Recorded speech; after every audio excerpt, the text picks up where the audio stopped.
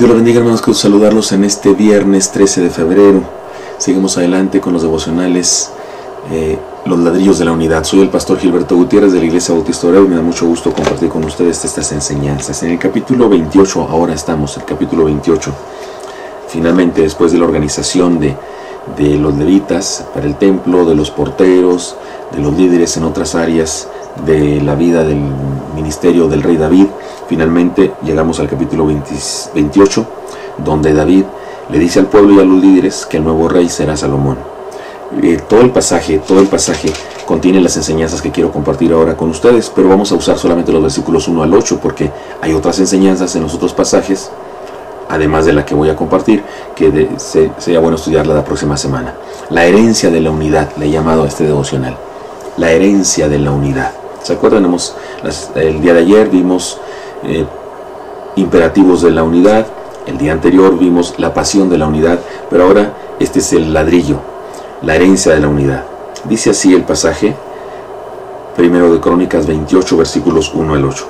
Reunió David en Jerusalén a todos los principales de Israel, los jefes de las tribus, los jefes de las divisiones que servían al rey, los jefes de millares y de centenas, los administradores de toda la hacienda y posesión del rey y de sus hijos, y los oficiales y los más poderosos y valientes de sus hombres.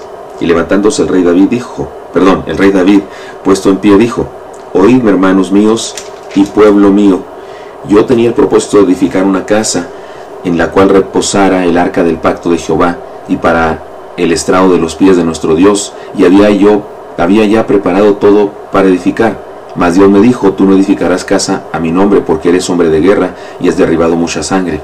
Pero Jehová, el Dios de Israel, me eligió de toda la casa de mi padre para que perpetuamente fuese rey sobre Israel, porque a Judá escogió por caudillo, y de la casa de Judá a la familia de mi padre, y de entre los hijos de mi padre se agradó de mí para ponerme por rey sobre todo Israel.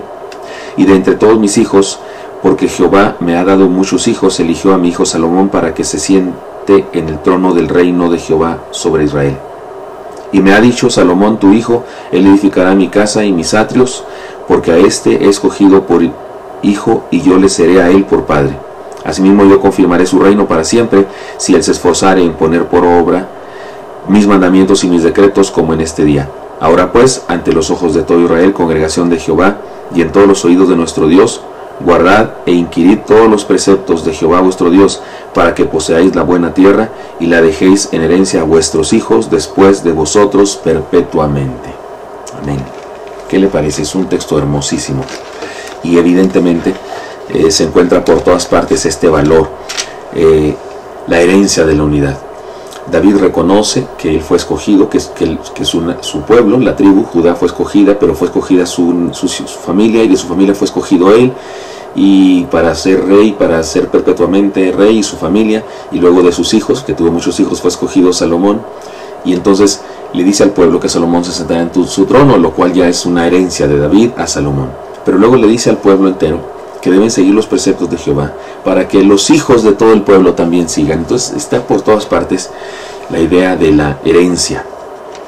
Y vamos a decir lo siguiente. Número 1, se requiere que compartamos la pasión por la unidad, y compartamos la dinámica de la unidad, y compartamos los valores de la unidad, es decir, todo lo que hemos dicho hasta ahora. A ver, este es el principio número 9, este que estamos estudiando ahora, no es cierto, es el principio número 10, porque la pasión por la unidad fue el 8, los imperativos de la unidad fue el 9, si es que este es el 10 de los ladrillos que estamos juntando para construir la unidad, este sería el número 10, la herencia de la unidad.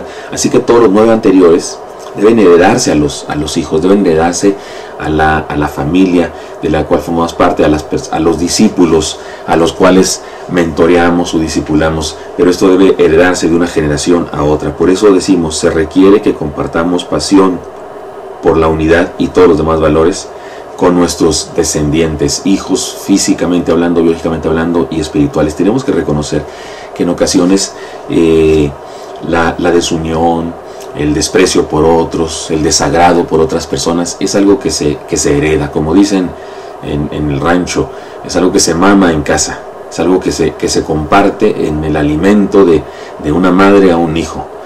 De repente hay personas que se quejan, ¿y por qué mi hijo no quiere ir a la iglesia? ¿Por qué mi hijo tiene una mala actitud para con las cosas de Dios? ¿Por qué no se reúne como otros jóvenes que yo veo? Me dicen algunos hermanos, de repente hay jóvenes que yo los veo consagrados y que van a la iglesia y que les gusta la iglesia, ¿y por qué mi hijo no puede ir?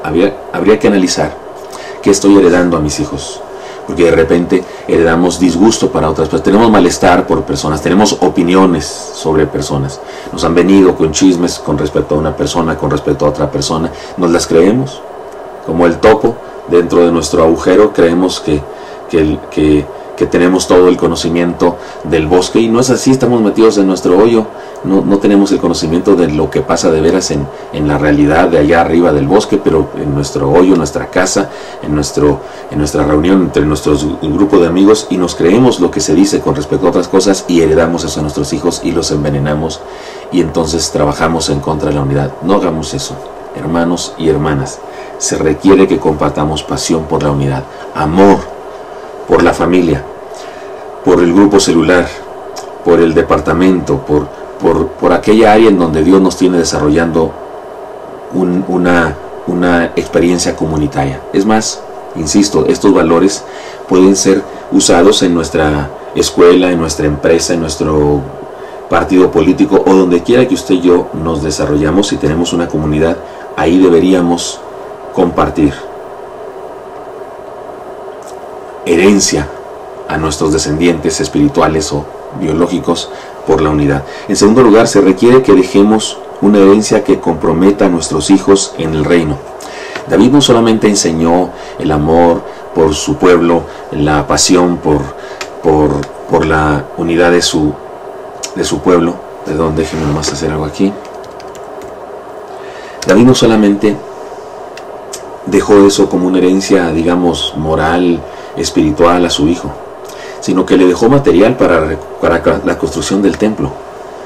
Le dejó mucho material porque él mismo pensaba construir el templo, pero Dios le dijo que no lo haría porque era un rey que había derramado mucha sangre, y entonces dejó eso a su hijo, y digamos que de esa manera lo comprometió para tener esa pasión por su pueblo y por la identidad del pueblo, porque fue Salomón quien finalmente construye el templo para Jehová. Y de esa manera, al construir el templo, está construyendo la unidad de la nación, está construyendo la identidad de la nación. Así es que se requiere que dejemos una herencia que comprometa a nuestros hijos en el reino. Alguna vez les he contado esto, fui pastor en una iglesia allá en Chihuahua, y resulta que un día llegaron una familia, unos muchachos, y nos llevaron una ofrenda, un dinero y unos himnarios y unas Biblias que donaron a la iglesia. Yo no los conocía, nunca los había visto en mi vida, pero ellos dicen que su padre había sido un cristiano muy fiel de la iglesia madre de esta congregación donde yo estaba, porque esta iglesia era una iglesia hija de otra congregación, y me dicen que su padre había fallecido y que en su herencia y en su voluntad final con respecto a lo que deben hacer sus hijos con su herencia era que hicieran ese donativo a la congregación. Qué interesante, el padre compromete a sus hijos para que sus hijos hagan algo. Por lo menos garantizó que sus hijos fueran al templo por lo menos una vez cuando él ya había fallecido.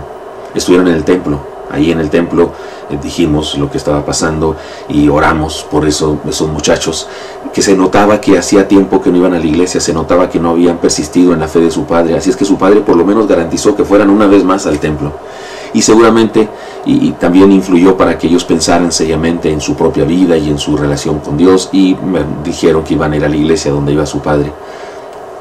Cosas así debemos hacer para comprometer a nuestros hijos con el reino, en lugar de envenenarles en contra de la unidad o en contra de personas. Porque de repente nosotros tenemos un malestar con alguien y lo heredamos a los hijos. Oh, eso es terrible, que nuestros hijos se consigan su propio malestar y no les heredemos los nuestros. Y en tercer lugar, se requiere que dejemos una enseñanza que dé a nuestros hijos valor, pasión, amor por la unidad.